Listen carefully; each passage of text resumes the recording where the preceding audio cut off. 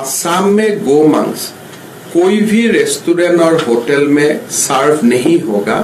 Restaurant, hotel এবং জনসম্মুখে গরুর মাংস পরিবেশন ও খাওয়া নিষিদ্ধের ঘোষণা দিলেন ভারতের আসামের মুখ্যমন্ত্রী হেমন্ত বিশ্ব শর্মা। রাজ্যব্যাপী এই নিষেধাজ্ঞা আরোপ করেন উত্তর পূর্বাঞ্চলীয় রাজ্যটির মুখ্যমন্ত্রী। এনডিটিভির প্রতিবেদনে বলা হয়েছে, নতুন বিধান অন্তর্ভুক্ত করতে গরুর মাংস খাওয়ার উপর বিদ্যমান আইন সংশোধন করার জন্য রাজ্যের মন্ত্রিসভার বৈঠকে সিদ্ধান্ত হয়।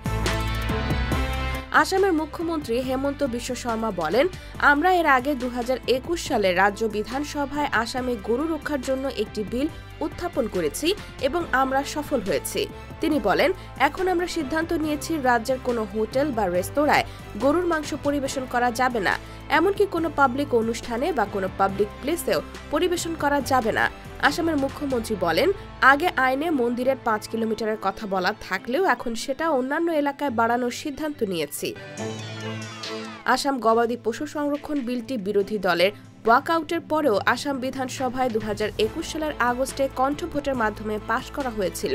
আইন লঙ্ঘন করলেও 3 থেকে 8 বছরের কারাদণ্ড এবং 3 লাখ থেকে 5 লাখ রুপি পর্যন্ত জরিমানার বিধান রয়েছে।